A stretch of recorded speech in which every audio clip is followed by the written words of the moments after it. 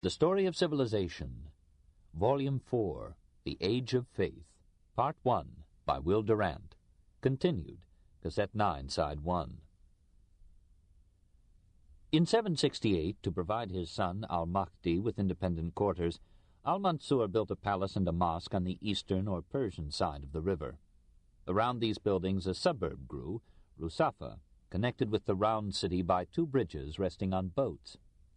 As most of the caliphs after Harun made their dwelling in this suburb, it soon outstripped the city of Mansur in size and wealth. After Harun, Baghdad means Rusafa. From the royal centers on either side of the Tigris, narrow crooked streets designed to elude the sun led out their chasms of noisy shops to the residential districts of the well-to-do. Each craft had its street, or mart: perfumers, basket weavers, wire pullers, in the literal sense, money changers, silk weavers, booksellers. Over the shops and beyond them were the homes of the people. Almost all dwellings but those of the rich were of unbaked brick, made for a lifetime, but not for much longer. We have no reliable statistics of the population. Probably it reached 800,000. Some authorities estimate it at 2 million. In any case, it was in the 10th century the largest city in the world, with the possible exception of Constantinople. There was a crowded Christian quarter with churches, monasteries, and schools. Nestorians, Monophysites, and Orthodox Christians had there their separate conventicles. Harun rebuilt and enlarged an early mosque of al-Mansur, and al-Mu'tadid rebuilt and enlarged this mosque of Harun. Doubtless several hundred additional mosques served the hopes of the people. While the poor solaced life with heaven, the rich sought heaven on earth. In or near Baghdad they raised 1,000 splendid mansions, villas, palaces, simple without, but within nothing but azure and gold. We may imagine this domestic splendor from an incredible passage in Abul Fada, which assures us that the royal palace at Baghdad had on its floors 22,000 carpets, and on its walls 38,000 tapestries, 12,500 of silk. The residences of the caliph and his family, the vizier and the governmental heads, occupied a square mile of the eastern city. Jafar, the Barmakid, inaugurated an aristocratic migration by building in southeastern Baghdad a mansion whose splendor contributed to his death. He tried to evade Harun's jealousy by presenting the palace to Mamun. Harun accepted it for his son, but Jafar continued to live and frolic in the Qasr Jafari till his fall. When the palaces of al-Mansur and Harun began to crumble, new palaces replaced them. Al-Mu'tadid spent 400,000 dinars, or $1.9 million, on his Palace of the Pleiades in 892. We may judge its extent from the 9,000 horses, camels, and mules that were housed in its stables. Al-Muqtafi built next to this his Palace of the Crown in 902, which, with its gardens, covered 9 square miles. Al-Muqtadir raised in his turn the Hall of the Tree, so named because in its garden pond stood a tree of silver and gold. On the silver leaves and twigs perched silver birds, whose beaks piped mechanical lays. The Buwayyid sultans outspent them all by lavishing 13 million dirhams upon the Muwizziya palace. When Greek ambassadors were received by al-Muqtadir in 917, they were impressed by the 23 palaces of the caliph and his government, the porticos of marble columns, the number, size, and beauty of the rugs and tapestries that almost covered floors and walls, the 1,000 grooms in shining uniforms, the gold and silver saddles and brocaded saddle-cloths of the emperor's horses, the variety of tame or wild animals in the spacious parks, and the royal barges, themselves palaces, that rode on the Tigris, waiting the caliph's whim. Amid these splendors the upper classes lived a life of luxury, sport, worry, and intrigue. They went to the Maidan or plaza to watch horse races or polo games, drank precious forbidden wine, and ate foods brought from the greatest possible distances at the greatest possible price, robed themselves and their ladies in gorgeous and colorful raiment of silk and gold brocade, perfumed their clothing, hair, and beards, breathed the aroma of burning ambergris or frankincense, and wore jewelry on their heads, ears, necks, wrists, and feminine ankles. "The clinking of thine anklets," sang a poet to a lass, "has bereft me of reason." Usually women were excluded from the social gatherings of the men. Poets, musicians, and wits took their place, and doubtless sang or spoke of love, and willowy slave girls danced till the men were their slaves. Politer groups listened to poetic readings or recitations of the Quran. Some formed philosophical clubs, like the Brethren of Purity. About 790 we hear of a club of 10 members, an Orthodox Sunni, a Shiite, a Kharijite, a Manichaean, an erotic poet, a materialist, a Christian, a Jew, a Sabaean, and a Zoroastrian. Their meetings, we are told, were marked by mutual tolerance, good humor, and courteous argument. In general, Moslem society was one of excellent manners. From Cyrus to Li Hung Chang, the East has surpassed the West in courtesy. It was an ennobling aspect of this Baghdad life that all the permitted arts and sciences found there a discriminating patronage, that schools and colleges were numerous, and the air resounded with poetry. Of the life of the common people we are told little. We may only assume that they helped to uphold this edifice of grandeur with their services and their toil. While the rich played with literature and art, science and philosophy, the simpler folk listened to street singers or strummed their own lutes and sang their own songs. Now and then a wedding procession redeemed the din and odor of the streets, and on festive holy days people visited one another, exchanged presents with careful calculation, and ate with keener relish than those who feasted from plates of gold. Even the poor man gloried in the majesty of the caliph and the splendor of the mosque. He shared some dirhams of the dinars that were taxed into Baghdad. He carried himself with the pride and dignity of a capital, and in his secret heart he numbered himself among the rulers of the world. Chapter 12. Thought and Art in Eastern Islam, 632 to 1058. 1. Scholarship. If we may believe the traditions, Mohammed, unlike most religious reformers, admired and urged the pursuit of knowledge. He who leaves his home in search of knowledge walks in the path of God, and the ink of the scholar is holier than the blood of the martyr. But these traditions have the ring of pedagogic narcissism. In any case, the contact of the Arabs with Greek culture in Syria awoke in them an eager emulation, and soon the scholar as well as the poet was honored in Islam. Education began as soon as the child could speak. It was at once taught to say, "I testify that there is no God but Allah, and I testify that Mohammed is his prophet." At the age of 6, some slave children, some girls, and nearly all boys except the rich, who had private tutors, entered an elementary school, usually in a mosque, sometimes near a public fountain in the open air. Tuition was normally free, or so low as to be within general reach. The teacher received from the parents some 2 cents per pupil per week. The remaining cost was borne by philanthropists. The curriculum was simple: the necessary prayers of Moslem worship, enough reading to decipher the Quran, and for the rest the Quran itself as theology, history, ethics, and law. Writing and arithmetic were left to higher education, perhaps because writing in the Orient was an art that required specific training. Besides, said the Moslem, scribes would be available for those who insisted on writing. Each day a part of the Quran was memorized and recited aloud. The goal set before every pupil was to learn the entire book by heart. He who succeeded was called Hafiz, holder, and was publicly celebrated. He who also learned writing, archery, and swimming was called Al-Kamil, the perfect one. The method was memory, the discipline was the rod. The usual punishment was a beating with a palm stick on the soles of the feet. Said Harun to the tutor of his son Amin, "Be not strict to the extent of stifling his faculties, nor lenient to the point of accustoming him to idleness. Straighten him as much as thou canst through kindness and gentleness, but fail not to resort to force and severity should he not respond." Elementary education aimed to form character, secondary education to transmit knowledge. Squatting against a mosque pillar or wall, scholars offered instruction in Quranic interpretation, hadith, theology, and law. At an unknown date, many of these informal secondary schools were brought under governmental regulation and subsidy as madrasas or colleges. To the basic theological curriculum they added grammar, philology, rhetoric, literature, logic, mathematics, and astronomy. Grammar was emphasized, for Arabic was considered the most nearly perfect of all languages, and its correct use was the chief mark of a gentleman. Tuition in these colleges was free, and in some cases government or philanthropy paid both the salaries of the professors and the expenses of the students. The teacher counted for more than the text, except in the case of the Quran. Boys studied men rather than books, and students would travel from one end of the Moslem world to another to meet the mind of a famous teacher. Every scholar who desired a high standing at home had to hear the master scholars of Mecca, Baghdad, Damascus, and Cairo.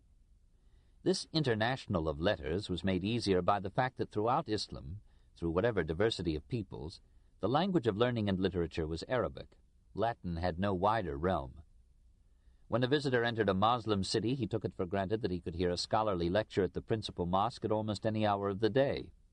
In many cases, the wandering scholar received not only free instruction at the madrasa, but for a time, free lodging and food.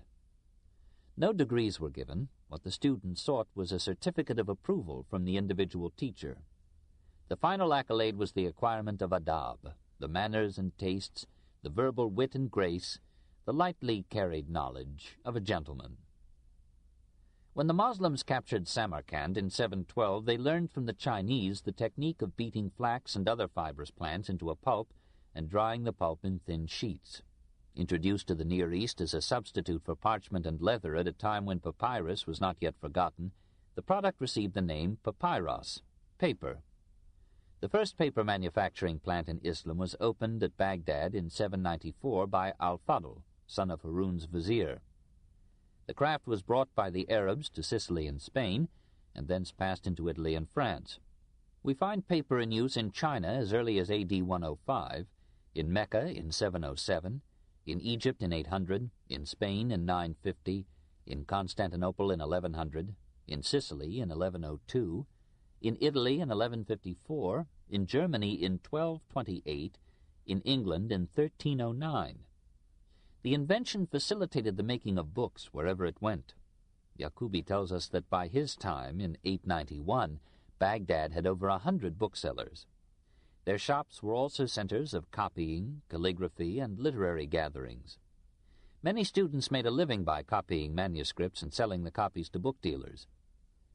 In the 10th century, we hear of autograph hunters and of book collectors who paid great sums for rare manuscripts. Authors received nothing from the sale of their books. They depended on some less speculative mode of subsistence, or upon the patronage of princes or rich men.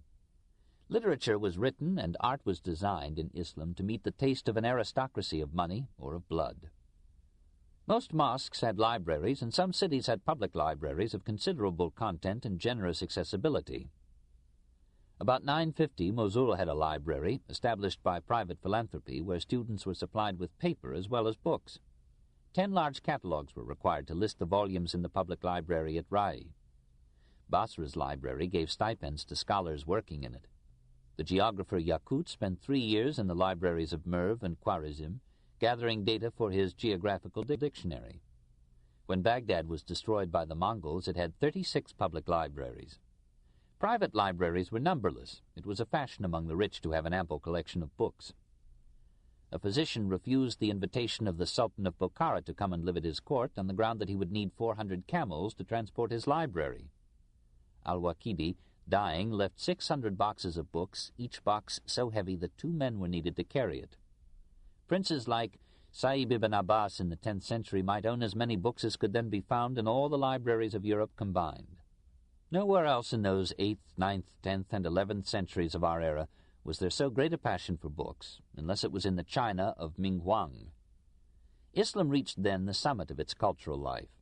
In 1,000 mosques from Cordova to Samarkand, scholars were as numerous as pillars, and made the cloisters tremble with their eloquence.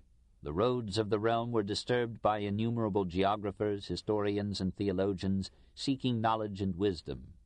The courts of 100 princes resounded with poetry and philosophical debate, and no man dared be a millionaire without supporting literature or art. The old cultures of the conquered were eagerly absorbed by the quick-witted Arabs, and the conquerors showed such tolerance that of the poets, scientists, and philosophers who now made Arabic the most learned and literary tongue in the world, only a small minority were of Arab blood. The scholars of Islam in this period strengthened the foundations of a distinguished literature by their labors in grammar, which gave the Arabic tongue logic and standards, by their dictionaries, which gathered the word wealth of that language into precision and order, by their anthologies, encyclopedias, and epitomes, which preserved much that was otherwise lost, and by their work in textual, literary, and historical criticism. We gratefully omit their names and salute their achievement. Those whom we remember best among the scholars are the historians, for to them we owe our knowledge of a civilization that without them would be as unknown to us as Pharaonic Egypt before Champollion. Muhammad ibn Ishaq, who died in 767, wrote a classic Life of Muhammad. As revised and enlarged by Ibn Hisham in 763, it is, barring the Quran, the oldest significant Arabic prose work that has reached us. Curious and tireless scholars composed biographical dictionaries of saints or philosophers or viziers or jurists or physicians or calligraphers or mandarins or lovers or scholars. Ibn Qutayba, from 828 to 889, was one of many Muslims who attempted to write a history of the world, and unlike most historians, he had the courage to set his own religion in that modest perspective which every nation or faith must bear in time's immensity. Muhammad al-Nadim produced in 987 an Index of the Sciences, a bibliography of all books in Arabic, original or translated, on any branch of knowledge, with a biographical and critical notice of each author, including a list of his virtues and vices. We may estimate the wealth of Muslim literature in his time by noting that not 1 in 1,000 of the volumes that he named is known to exist today. The Livy of Islam was Abu Ja'far Muhammad al-Tabari, who lived from 838 to 923. Like so many Muslim writers, he was a Persian, born in Tabaristan, south of the Caspian Sea. After several years spent as a poor wandering scholar in Arabia, Syria, and Egypt, he settled down as a jurist in Baghdad. For 40 years he devoted himself to composing an enormous universal chronicle, Annals of the Apostles and Kings. From the creation to 913. What survives fills 15 large volumes. We are told that the original was 10 times as long. Like Bossuet, al-Tabari saw the hand of God in every event and filled his early chapters with pious nonsense. God created men to test them. God dropped upon the earth a house built of rubies for Adam's dwelling, but when Adam sinned, God drew it up again. Al-Tabari followed the Bible in giving the history of the Jews, accepted the virgin birth of Christ, Mary conceived Jesus because Gabriel blew into her sleeve, and ended Part 1 with Jesus' ascension into heaven. Part 2 is a far more creditable performance and gives a sober, occasionally vivid history of Sasanian Persia. The method is chronological, describing events year by year and usually traditional, tracing the narratives through one or more chains of hadith to an eyewitness or contemporary of the incident. The method has the virtue of stating sources carefully, but as al-Tabari makes no attempt to coordinate the diverse traditions into a sustained and united narrative, his history remains a mountain of industry rather than a work of art. Al-Masudi, al-Tabari's greatest successor, ranked him as al-Masudi's greatest predecessor. Abu al-Hasan Ali al-Masudi, an Arab of Baghdad, traveled through Syria, Palestine, Arabia, Zanzibar, Persia, Central Asia, India, and Ceylon. He claims to have even reached the China Sea. He gathered his gleanings into a 30-volume encyclopedia, which proved too long even for the spacious scholars of Islam. He published a compendium, also gigantic. Finally, in 947, perhaps realizing that his readers had less time to read than he had to write, he reduced his work to the form in which it survives and gave it the fancy title, Meadows of Gold and Mines of Precious Stones. Al-Masudi surveyed omnivorously the geography, biology, history, customs, religion, science, philosophy, and literature of all lands from China to France. He was the Pliny as well as the Herodotus of the Moslem world. He did not compress his material to aridity, but wrote at times with a genial leisureliness that did not shun now and then an amusing tale. He was a bit skeptical in religion, but never forced his doubts upon his audience. In the last year of his life he summarized his views on science, history, and philosophy in a book of information, in which he suggested an evolution from mineral to plant, from plant to animal, and from animal to man. Perhaps these views embroiled him with the conservatives of Baghdad. He was forced, he says, to leave the city where I was born and grew up. He moved to Cairo but mourned the separation. It is the character of our time, he wrote, to separate and disperse all. God makes a nation prosper through love of the hearth. It is a sign of moral uprightness to be attached to the place of one's birth. It is a mark of noble lineage to dislike separation from the ancestral hearth and home. He died at Cairo in 956, after 10 years of exile. At their best, these historians excel in the scope of their enterprise and their interests. They properly combine geography and history, and nothing human is alien to them. And they are far superior to the contemporary historians in Christendom. Even so, they lose themselves too long in politics and war and wordy rhetoric. They seldom seek the economic, social, and psychological causes of events. We miss in their vast volumes a sense of orderly synthesis, and find merely a congeries of uncoordinated parts, nations, episodes, and personalities. They rarely rise to a conscientious scrutiny of sources and rely too piously upon chains of tradition in which every link is a possible error or deceit. In consequence, their narratives sometimes degenerate into childish tales of portent, miracle, and myth. As many Christian historians, always excepting Gibbon, can write medieval histories in which all Islamic civilization is a brief appendage to the Crusades, so many Muslim historians reduced world history before Islam to a halting preparation for Muhammad. But how can a Western mind ever judge an Oriental justly? The beauty of the Arab language fades in translation like a flower cut from its roots, and the topics that fill the pages of Muslim historians, fascinating to their countrymen, seem aridly remote from the natural interests of Occidental readers, who have not realized how economic interdependence of peoples ominously demands a mutual study and understanding of East and West. 2. Science. In those lusty centuries of Islamic life, the Muslims labored for such an understanding. The caliphs realized the backwardness of the Arabs in science and philosophy, and the wealth of Greek culture surviving in Syria.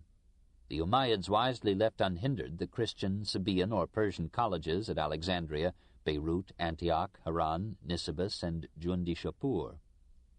And in those schools the classics of Greek science and philosophy were preserved, often in Syriac translations.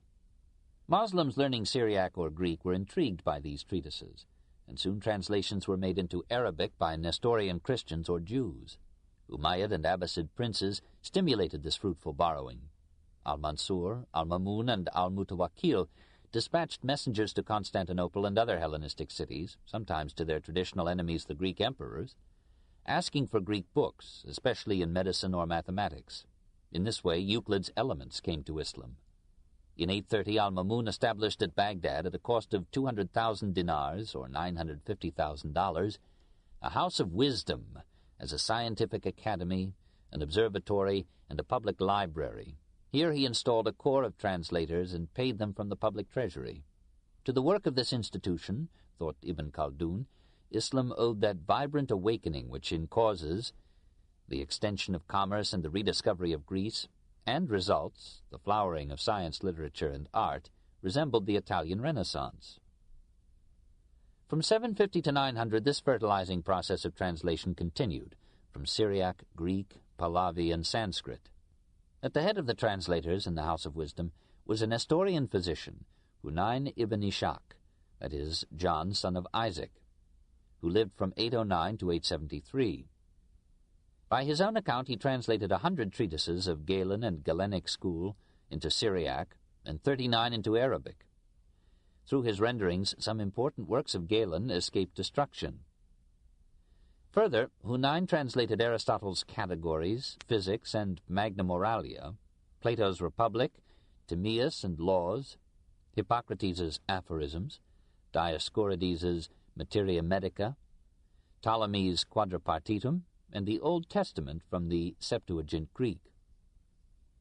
Al-Mamun endangered the treasury by paying Hunayn in gold the weight of the books he had translated. Al-Mutawakkil made him court physician, but jailed him for a year when Hunayn, though threatened with death, refused to concoct a poison for an enemy.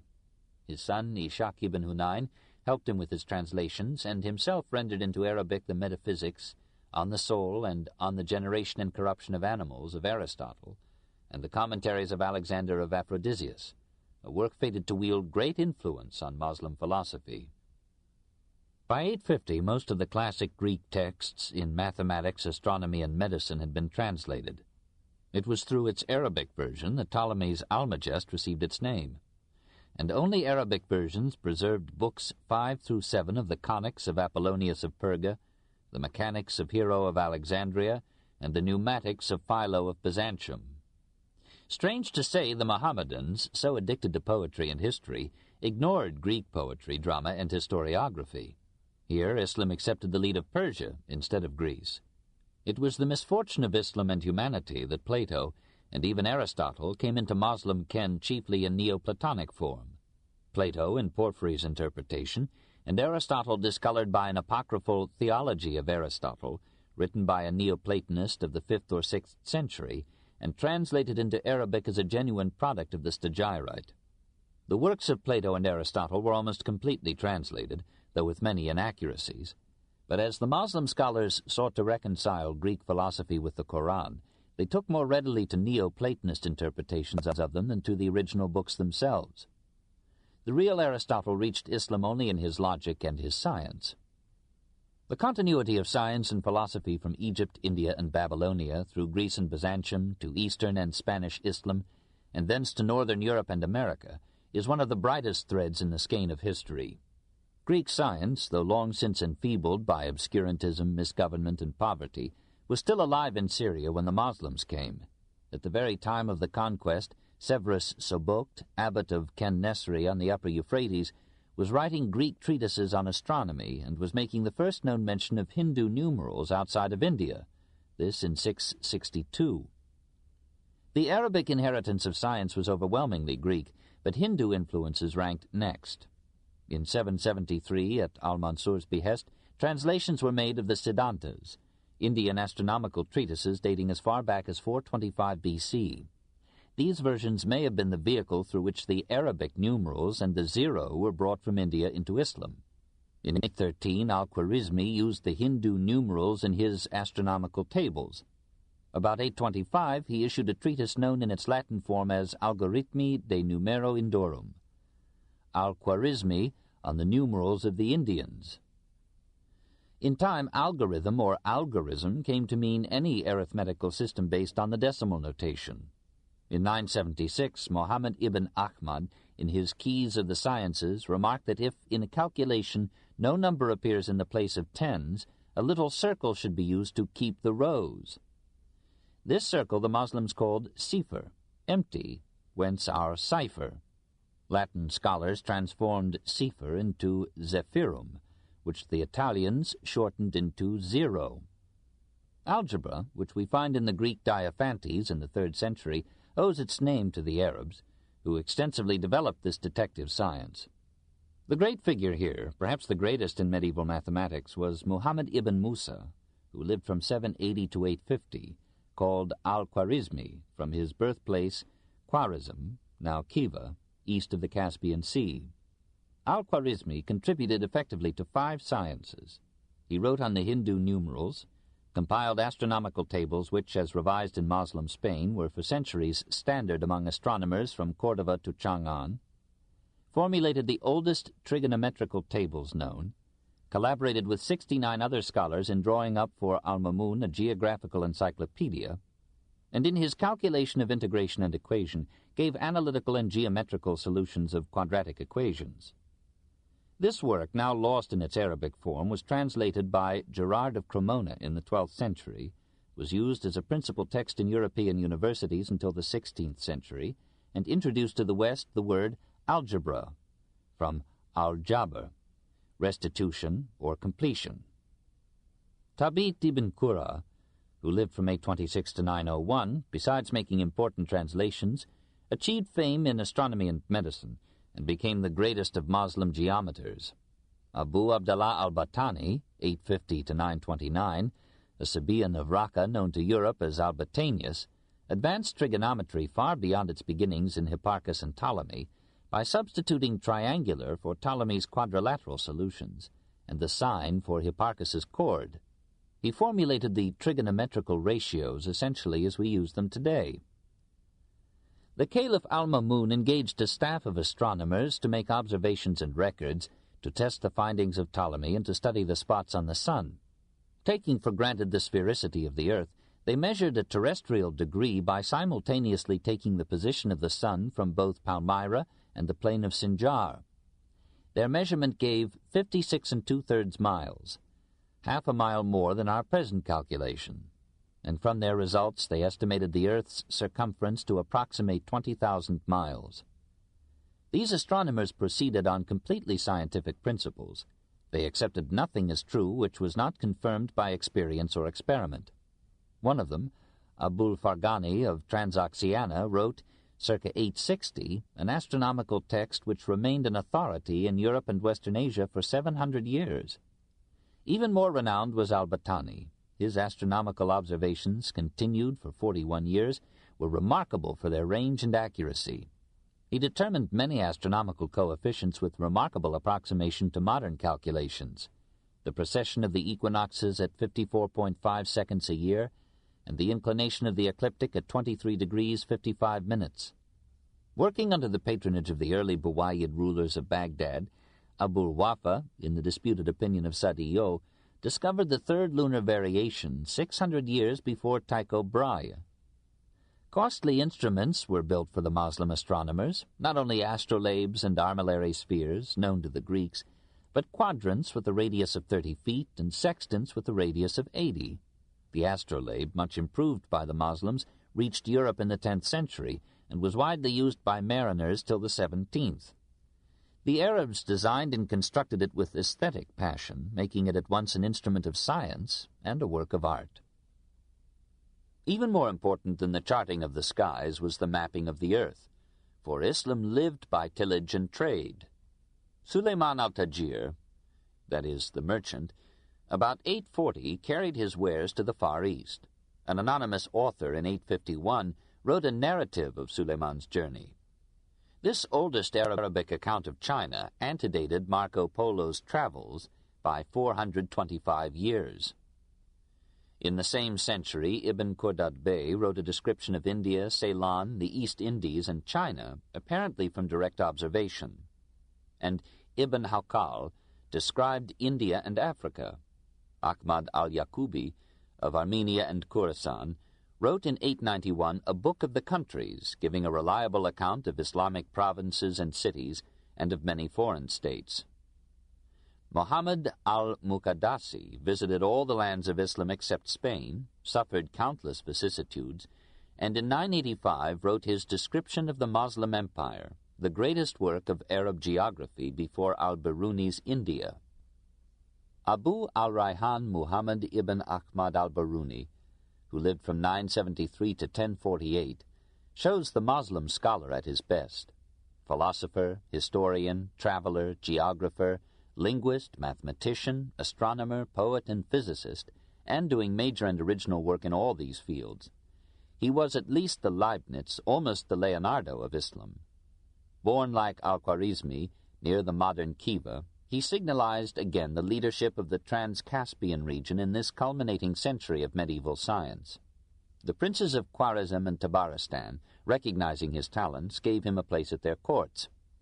Hearing of the bevy of poets and philosophers at Khwarezm, Mahmud of Ghazni asked its prince to send him al-Biruni, Ibn Sina, and other savants. The prince felt obliged to comply in 1018, and al-Biruni went to live in honor and studious peace with the bellicose ravisher of India. Perhaps it was in Mahmud's train that al-Biruni entered India. In any case, he stayed there several years and learned the language and the antiquities of the country. Returning to Mahmud's court, he became a favorite of that incalculable despot. A visitor from northern Asia offended the king by describing a region which he claimed to have seen, where for many months the sun never set. Mahmud was about to imprison the man for jesting with royalty, when al-Biruni explained the phenomenon to the satisfaction of the king and the great relief of the visitor. Mahmud's son Masud, himself an amateur scientist, showered gifts and money upon al-Biruni, who often returned them to the treasury as much exceeding his needs. His first major work, circa 1000, was a highly technical treatise, Vestiges of the Past, or Atar-ul-Baqiya, on the calendars and religious festivals of the Persians, Syrians, Greeks, Jews, Christians, Sabaeans, Zoroastrians, and Arabs. It is an unusually impartial study, utterly devoid of religious animosities. As a Moslem, al-Biruni inclined to the Shia sect, with an unobtrusive tendency to agnosticism. He retained, however, a degree of Persian patriotism and condemned the Arabs for destroying the high civilization of the Sasanian regime. Otherwise, his attitude was that of the objective scholar, assiduous in research, critical in the scrutiny of traditions and texts, including the Gospels, precise and conscientious in statement, frequently admitting his ignorance and promising to pursue his inquiries till the truth should emerge.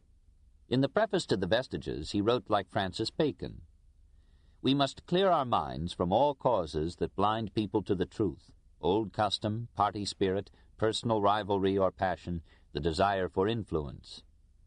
While his host was devastating India, Al-Biruni spent many years studying its peoples, languages, faiths, cultures, and castes. In 1030 he published his masterpiece, History of India, Tariq al-Hind. At the outset, he sharply distinguished between hearsay and eyewitness reports, and classified the varieties of liars who have written history. He spent little space on the political history of India, but gave 42 chapters to Hindu astronomy and 11 to Hindu religion. He was charmed by the Bhagavad Gita. He saw the similarity between the mysticism of the Vedanta, the Sufis, the Neo-Pythagoreans, and the Neoplatonists. He compared excerpts from Indian thinkers with like passages from Greek philosophers, and expressed his preference for the Greeks. "India," he wrote, "has produced no Socrates. No logical method has there expelled fantasy from science." Nevertheless, he translated several Sanskrit works of science into Arabic, and as if to pay a debt, rendered into Sanskrit Euclid's Elements and Ptolemy's Almagest. His interest extended to nearly all the sciences. He gave the best medieval account of the Hindu numerals. He wrote treatises on the astrolabe, the planisphere, the armillary sphere. He formulated astronomical tables for Sultan Masood. He took it for granted that the earth is round, noted the attraction of all things toward the center of the earth, and remarked that astronomic data can be explained as well by supposing that the earth turns daily on its axis and annually around the sun as by the reverse hypothesis. He speculated on the possibility that the Indus Valley had once been the bottom of a sea. He composed an extensive lapidary, describing a great number of stones and metals from the natural, commercial, and medical points of view. He determined the specific gravity of 18 precious stones, and laid down the principle that the specific gravity of an object corresponds to the volume of water it displaces. He found a method of calculating, without laborious additions, the result of the repeated doubling of a number, as in the Hindu story of the chessboard squares and the grains of sand. He contributed to geometry the solution of theorems that thereafter bore his name. He composed an encyclopedia of astronomy, a treatise on geography, and an epitome of astronomy, astrology, and mathematics. He explained the workings of natural springs and artesian wells by the hydrostatic principle of communicating vessels. He wrote histories of Mahmud's reign, of Sebuktigin, and of Khwarizm. Oriental historians call him the Sheikh, as if to mean the master of those who know. His multifarious production in the same generation with Ibn Sina, Ibn al-Haytham, and Firdausi marks the turn of the 10th century into the 11th as the zenith of Islamic culture and the climax of medieval thought. Chemistry as a science was almost created by the Muslims, for in this field, where the Greeks, so far as we know, were confined to industrial experience and vague hypothesis, the Saracens introduced precise observation, controlled experiment, and careful records. They invented and named the alembic, from alanbiq, chemically analyzed innumerable substances, composed lapidaries, distinguished alkalis and acids, investigated their affinities, studied and manufactured hundreds of drugs. Alcohol is an Arabic word but not an Arabian product. It is first mentioned in an Italian work of the 9th or 10th century. To the Muslims, alcohol was a powder for painting the eyebrows. Alchemy, which the Muslims inherited from Egypt, contributed to chemistry by 1,000 incidental discoveries, and by its method, which was the most scientific of all medieval operations. Practically all Muslim scientists believed that all metals were ultimately of the same species, and could therefore be transmuted into one another. The aim of the alchemists was to change base metals like iron, copper, lead, or tin into silver or gold. The philosopher's stone was a substance, ever sought, never found, which, when properly treated, would effect this transmutation. Blood, hair, excrement, and other materials were treated with various reagents, were subjected to calcination, sublimation, sunlight, and fire, to see if they contained this magic elixir, or essence. He who should possess this elixir would be able at will to prolong his life. The most famous of the alchemists was Jabir ibn Hayyan, who lived from 702 to 765, known to Europe as Gebir. Son of a Kufa druggist, he practiced as a physician, but spent most of his time with alembic and crucible. The 100 or more works attributed to him were produced by unknown authors, chiefly in the 10th century. Many of these anonymous works were translated into Latin and strongly stimulated the development of European chemistry. After the 10th century, the science of chemistry, like other sciences, gave ground to occultism and did not lift its head again for almost 300 years. The remains of Muslim biology in this period are scant. Abu Hanifa al-Dinawari, from 815 to 895, wrote a book of plants based on Dioscorides, but adding many plants to pharmacology. Mohammedan botanists knew how to produce new fruits by grafting. They combined the rose bush and the almond tree to generate rare and lovely flowers. Othman Amr al-Jahiz, who died in 869, propounded a theory of evolution like al-Masudi's. Life had climbed from mineral to plant, from plant to animal, from animal to man. The mystic poet Jalal-ud-Din accepted the theory and merely added that if this has been achieved in the past, then in the next stage men will become angels and finally God. 3. Medicine. Meanwhile, men loved life while maligning it and spent great sums to stave off death. The Arabs had entered Syria with only primitive medical knowledge and equipment. As wealth came, physicians of better caliber were developed in Syria and Persia, or were brought in from Greece and India. Forbidden by their religion to practice vivisection, or the dissection of human cadavers, Moslem anatomy had to content itself with Galen and the study of wounded men. Arabic medicine was weakest in surgery, strongest in medicaments and therapy. To the ancient pharmacopoeia, the Saracens added ambergris, camphor, cassia, cloves, mercury, senna, myrrh. And they introduced new pharmaceutical preparations, syrups, juleps, rosewater, etc. One of the main features of Italian trade with the Near East was the importation of Arabic drugs. The Arabs introduced the first apothecary shops and dispensaries, founded the first medieval school of pharmacy, and wrote great treatises on pharmacology. Moslem physicians were enthusiastic advocates of the bath, especially in fevers and in the form of the steam bath. Their directions for the treatment of smallpox and measles could scarcely be bettered today. Anesthesia by inhalation was practiced in some surgical operations. Hashish and other drugs were used to induce deep sleep. We know of 34 hospitals established in Islam in this period, apparently on the model of the Persian Academy and Hospital at Jundi-Shapur. In Baghdad, the earliest known to us was set up under Harun al-Rashid, and 5 others were opened there in the 10th century. In 918, we hear of a director of hospitals in Baghdad. The most famous hospital in Islam was the Bimaristan, founded in Damascus in 706. In 978, it had a staff of 24 physicians. Medical instruction was given chiefly at the hospitals. No man could legally practice medicine without passing an examination and receiving a state diploma. Druggists, barbers, and orthopedists were likewise subject to state regulation and inspection.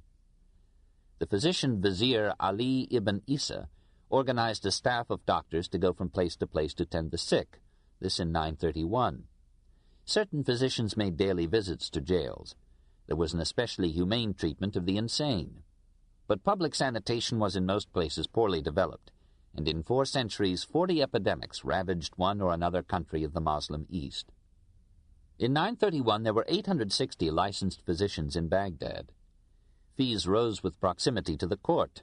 Jibril ibn Baktisha, physician to Harun, al-Mamun, and the Barmakids, amassed a fortune of 88,800,000 dirhams, or over $7 million.